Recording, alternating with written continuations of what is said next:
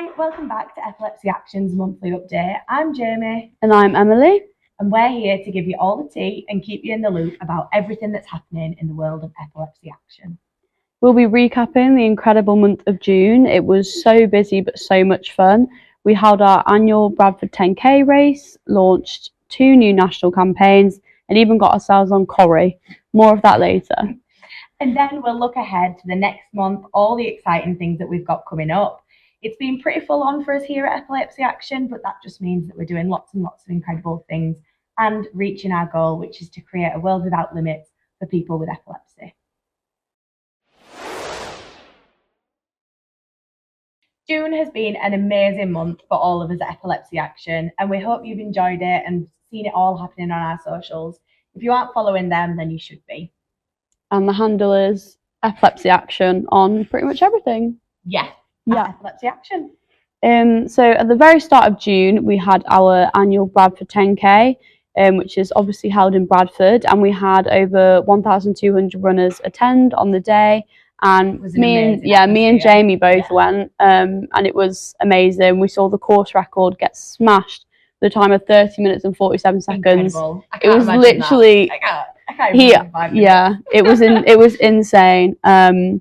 And we also had some other amazing achievements, such as the first ever wheelchair participant, which was so lovely. So lovely to see that be achieved. Such a special day for so many people.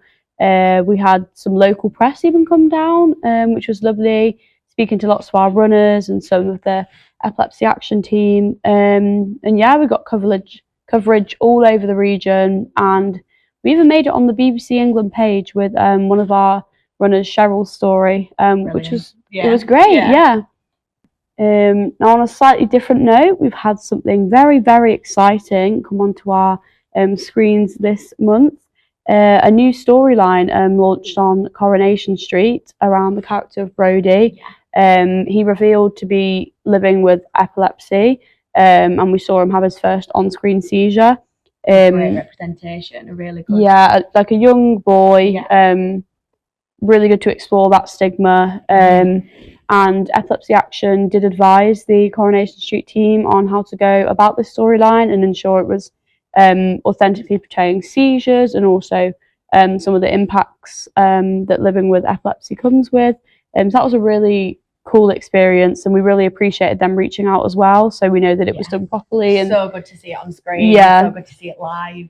And we're looking forward to hopefully that storyline expanding and taking new turns and stuff, and working closely with Coronation Street to do that. But let us know what you think so far, and then just keep your eyes out for more, because we'd love to know what you think.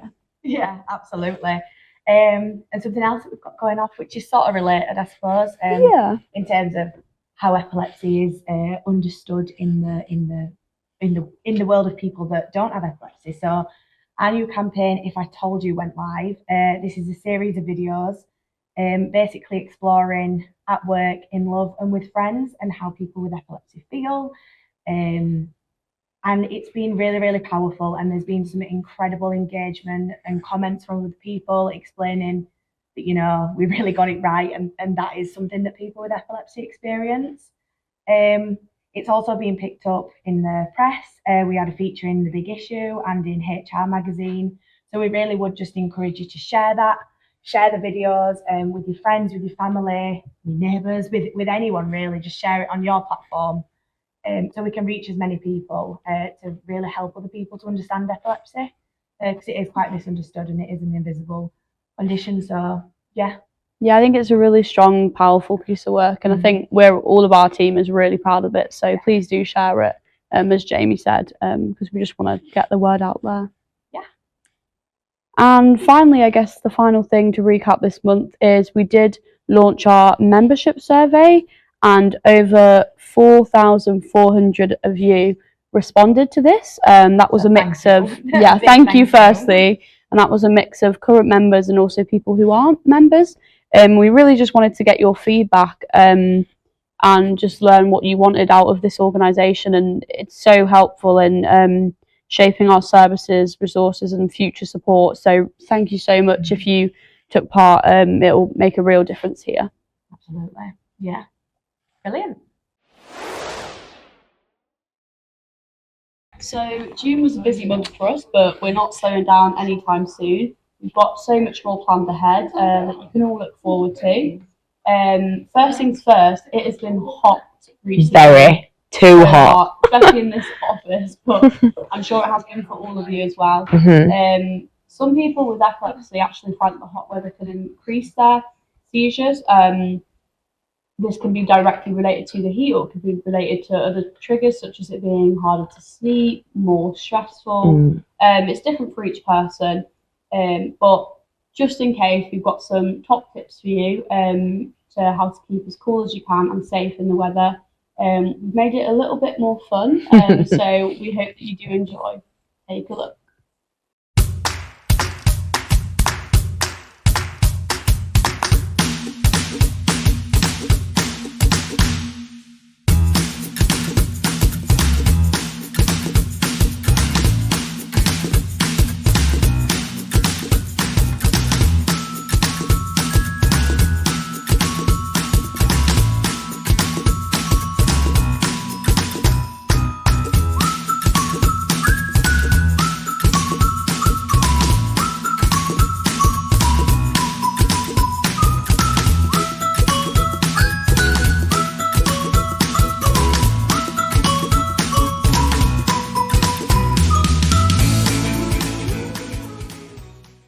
So we hope you enjoyed that little video, but it is really important to remember that, in all seriousness, do stay safe in this hot weather. And if you do need some more information, then please do visit our website. In other news, festival season is among us. We're really, really excited, and we hope that some of you are going to some of your favourite festivals this year. But we do want to know. We do want people to feel more comfortable at a festival, and obviously know that there is that worry of having a seizure. It can be a triggering environment. And if that's the case, we have actually created a lock screen, a downloadable lock screen that you can download on your phone, and it basically explains.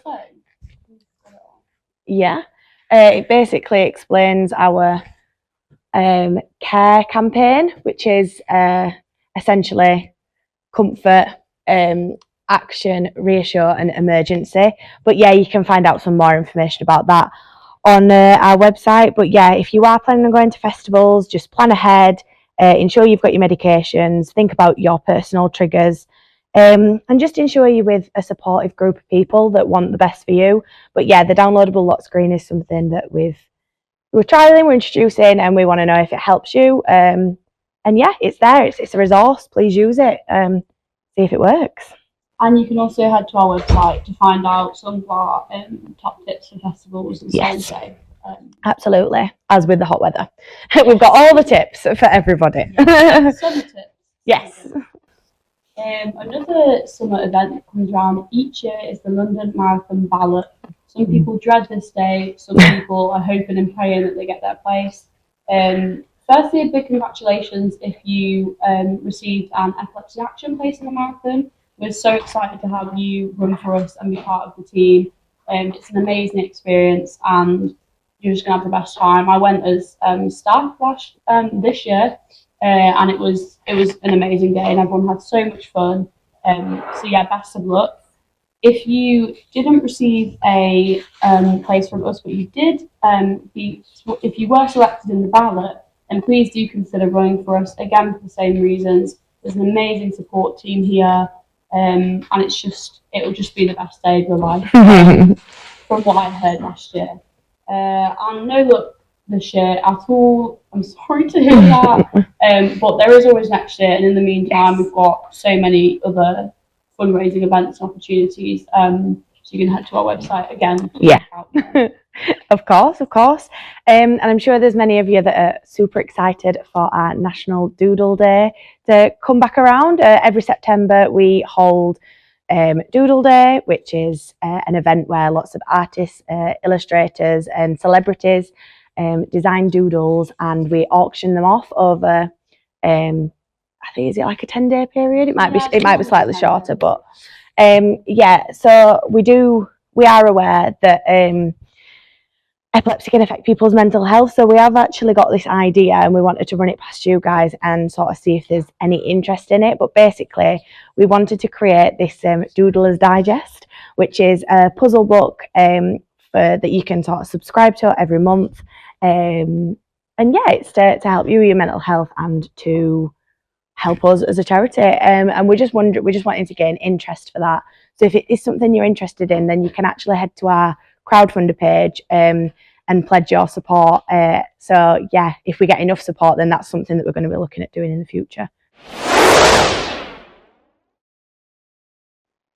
So for this final section of the video, we recently asked you guys on our Instagram, Epilepsy Action, if you're not following already, we asked you about what common misconceptions you find about epilepsy, ones that annoy you and ones that are just so false that it's like silly. Yeah. So we thought that we'd go through a few of them and try to help break that stigma surrounding them and provide the actual facts. Of course. So yeah. Yeah. So we'll just take a look at some of those myths. Thank you, friendly assistant. Yes, and thank you for submitting as well. Yes. People. So the first myth is that seizures are having an evil spirit inside of you and you need to be exorcised. What the hell?